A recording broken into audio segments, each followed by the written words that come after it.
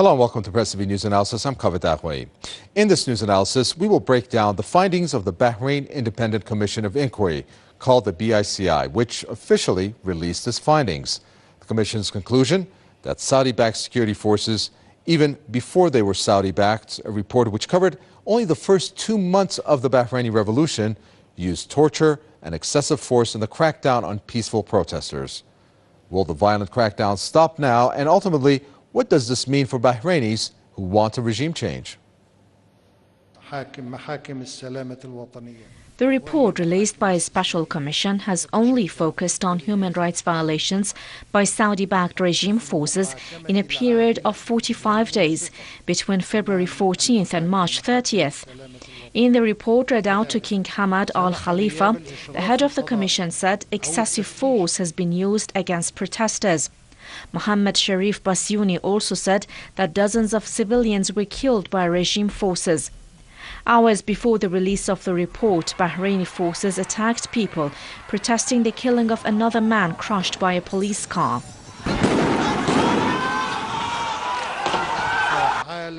An investigation, real effective investigations must be held in the incidents of killings, the killings committed by the security forces and specifically those who are responsible for these killings, and also there must be... Bassiouni said a large number of anti-regime protesters had been unlawfully arrested during the time period. The investigator added that the detainees had then been made subject to physical and psychological torture in prisons. The families of the victims who were killed must be compensated in a way which is in agreement of the magnitude of damage done, and also compensation for all of those victims of torture and mistreatment and those who were subject to solitary confinement and others. He also urged the Manama regime to facilitate the return of thousands of employees sacked from their jobs. The Egyptian-American international law expert also dismissed U.S. and Bahraini allegations that Iran has in any way been connected to the unrest in the Persian Gulf state. The information gathered by the committee didn't show that the Islamic Republic of Iran had a role in the internal affairs of Bahrain. No such link was found. In a speech afterwards, perhaps in an effort to appease ongoing protests, King Hamad admitted the arrest and torture of the anti-regime protesters. He said laws should be reformed. But Bahraini protesters have become more radical in their demands. They are calling for an end to the Al Khalifa dynasty, which was founded with British backing in 1820.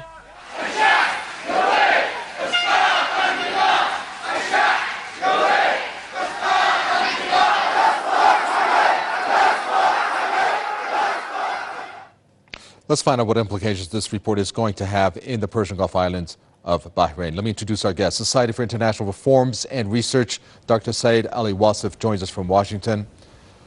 A political campaign coordinator for Bahrain Justice and Development Movement, Dominic Kavakeb, joins us from London.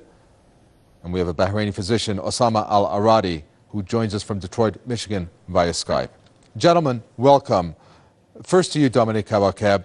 Ratio-wise, the Bahrain Revolution is the largest Arab Spring uprising. Since February, you've had deaths, illegal detainment, and torture, which was said in the report. Why would it take 9 months to have a report like this highlight the violations that have taken place and covering the first 45 days, and on top of that, not revealing anything new?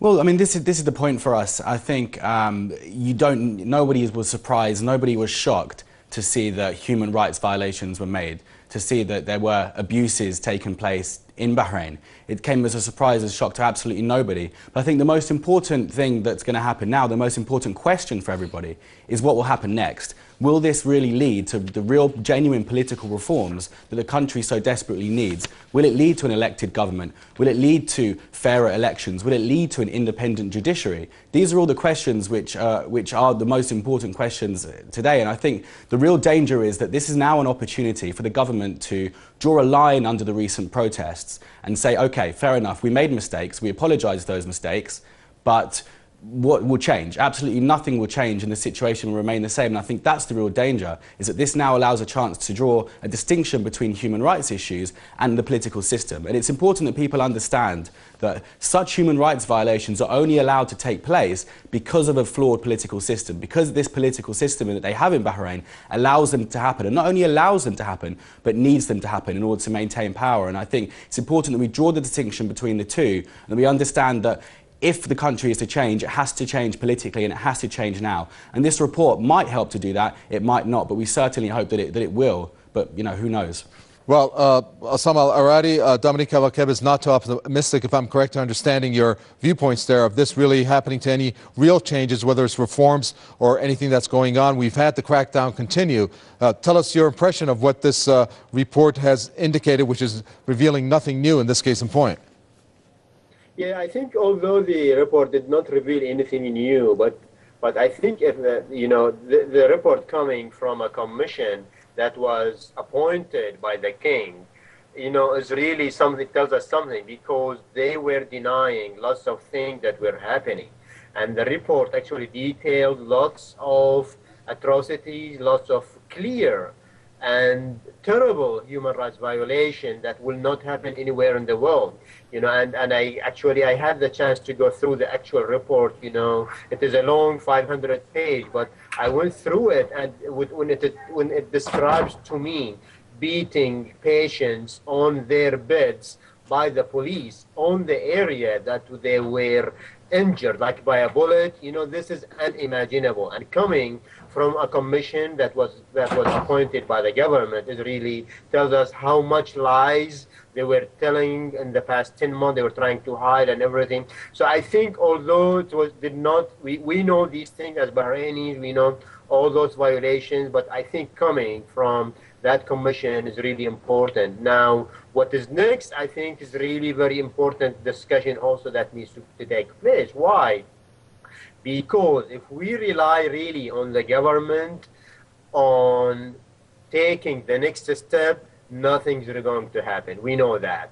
There are some recommendations that were outlined by the commission, like running or finding out those on the police force or on the Ministry of Interior who took a role in those violations, torturing, killing. They have to be brought into justice. Would that be done by the government? I really doubt it, unless there is an independent committee from the United Nations or abroad or outside Bahrain government. I don't think that's going to happen. Okay. Now, forming a dialogue committee also that combines all opposition parties. Would the government do that? This was one of the recommendations also by the commission. Would that be the government? I doubt it. They were playing on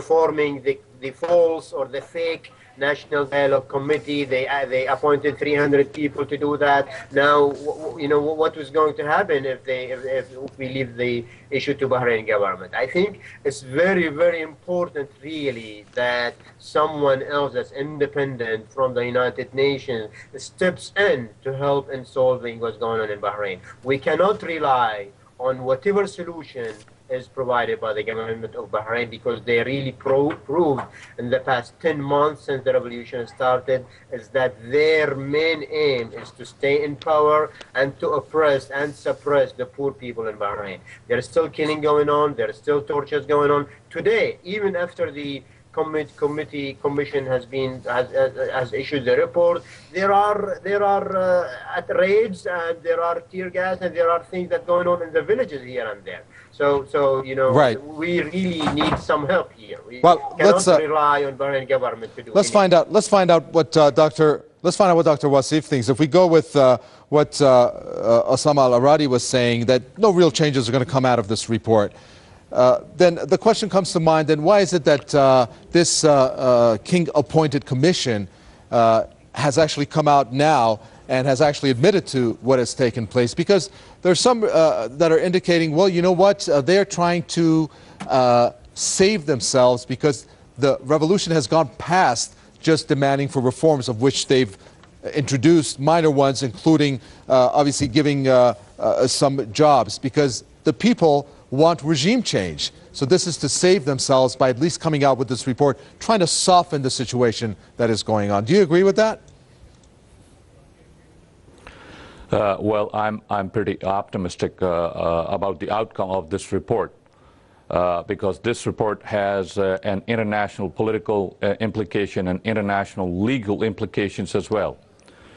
We just cannot disregard this report as a face-saving mechanism on behalf of the Bahraini regime.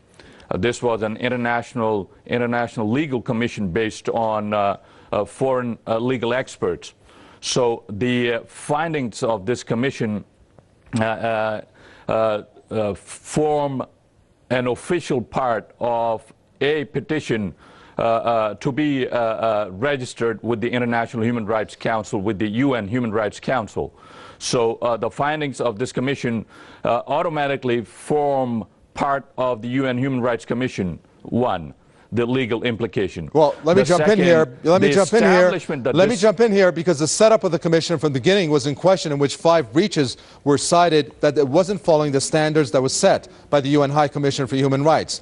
Some of the breaches, the selection of members, they lacked participation of the NGOs, another one, and also circumventing the role of the UN and overall putting into question the neutrality of this commission. Exactly. I do agree with this, but given the circumstances and the fact that the commission was established by the government of Bahrain, so how could you expect neutrality or impartiality from that commission? So I'm not talking about or not challenging the neutrality or the partiality. The commission was partial, the commission was not neutral, and was not based on international legal requirements, of course. I'm not challenging that. But the thing is, as soon as the commission was established, the fact was also established that the government of Bahrain has conceded and has admitted its wrongdoing and atrocities against its own people. That itself is a crime. That's the acceptance of an international crime. So then what? So what are they going to do? It's so simple. Now, the fact of the matter is one mistake which the Bahraini government committed was he initiated or invited Sharif Bassiouni, the head of that commission. And Sharif Bassiouni, given the fact that Sharif Bassiouni is an expert on international criminal law and international human rights law, and has a good reputation and standing in the international legal community, I think that forms an automatic part of the United Nations Human Rights Council's investigative forum. And one. The second is it will automatically invoke the Spanish Court of Human Rights Universal Jurisdiction Clause and the Brussels Belgian Court of Human Rights Jurisdiction Clauses of indicting the entire Al-Khalifa family. So in that case, it's going to be, the Al-Khalifa family will meet the same fate as had happened in 1998 with the former Chilean dictator Augusto Pinochet. He was indicted, he was arrested, and he was put on trial for crimes against humanity. Same will be the fate with this Al-Khalifa family after the issuance of this report. So this report has a positive connotation with it. So it will work, and it has its automatic mechanism which will trigger after the publication of this report, which is already published. Well, Dominic Kavakeb, Dr. Wasif there indicates that this does set a precedent in terms of the admittance by the Al-Khalifa regime, including the findings that are going to maybe have some sticking power. But I'd like to find out from you, are we really expected to see reforms, accountability, and a stop to imprisonment, etc., with all the other human rights violations taking place, when members of their own families, such as Princess Noura bint Ibrahim al-Khalifa, was involved in the torture of doctors? When we're looking at that, and of course, Bahrain, being a signatory to the UN Human Rights Charter, has broken down masjids where people pray. That has been cited as being another illegal act. I mean, how much optimism should we really have here? Well, I mean, I don't think we can have too much optimism. I do think absolutely it's a good thing that the world is now looking at Bahrain, that Bahrain has openly admitted using excessive force, that they have admitted that they made mistakes. I think that's undoubtedly a good thing. I mean, I don't agree with the previous speaker that we'll be seeing any of the Al Khalifa family members standing in The Hague anytime soon. I don't think that's the case. But I do think it is, of course, good that the world is now realizing the mistakes that have been made, or not the mistakes, but the grave human rights violations. Now, as to whether this will now stop the human rights violations, just look at what's happened this week. We've seen 2 people killed this week. Right. 16-year-old can I boy jump was in killed. here so you can just add to your comments here? I'm sorry to jump in, but this report only covers 60 days, the first February and March, I believe, of the time period of which we have seen February through now. So many acts, systematic violations of human rights to take place. So that's another thing that puts into question the, how can I say, effectiveness of this report. Yeah, that's true. And, you know, it's actually, I think in many ways, the government accelerated their campaign of repression in the previous few months because they knew that the report was going to come out soon. And I think they knew that they would be criticized. So they wanted to try and accelerate the campaign of repression and do as much as they could before the publication of the report. But I think also another interesting dynamic about this is why the king would have invited the BICI into the country at all. And I think it really begins to show some of the divisions that are existing at the top of Bahraini society, that within the ruling family itself, between the Prime Minister, the King's uncle and the King himself. I think there are now real divisions, and I think one of the ways which the King might actually use this commission, which might use this report, is to try and strengthen his hand against those more extreme people inside the royal family. So I think there are a lot of very different things at play here. But I think, you know, the most important aspect that we have to remember is that unless this commission leads to real political reform inside the country, then I think nothing will change. And, you know, what was the point in it taking place altogether? And actually, a really interesting for lack of time, Osama Al-Aradi, I'd like to bring him in here to answer the question that Dominic Kavakeb ended his statements on. Which question again? Sorry. In terms of the reforms, will this report offer justice for victims of what's been cited the most brutal crackdown in Bahrain's history, or will it whitewash the findings by avoiding high-level accountability? Yeah, you know, the king declared that, you know, actually today it looks like, you know, that he called for respect of human rights. He called also for to hold those who did the wrongful doings, killing, torturing, and this were not mentioned specifically, to be held accountable. Now, who is going to do that? This is my question. And we definitely cannot rely on Bahrain government to do any of that. If there is no intervention from the international community and the United Nations, I am sure that there is nothing will be done. Okay. Now, let me bring in now Dr. Wasif, because we need to move quickly here. There were so many points made. I apologize for that. Dr. Wasif, though, I'd like to bring you in on another note, and that was the head of the panel, Bassiouni, who also said there was no evidence of Iranian links. And we've known what the Bahraini regime has said, along with the U.S., trying to portray the protests and blaming Iran and portraying them as sectarian movements that is instigated by a foreign country. I mean, your reaction to the mere fact that this was highlighted? That's a good omen, a good report, a report based on fact. What I have seen is the impartiality and neutrality along all its course of pursuing its foreign policy goals. That is, the Iranian government has never been involved in any kind of political involvement or any other involvement whatsoever in the affairs of other people, in the affairs of other countries. It doesn't meddle with foreign affairs, with affairs of the other countries, its neighbors or other. And I have never seen any terrorists belonging to Iran. I have never seen any person indicted from Iran.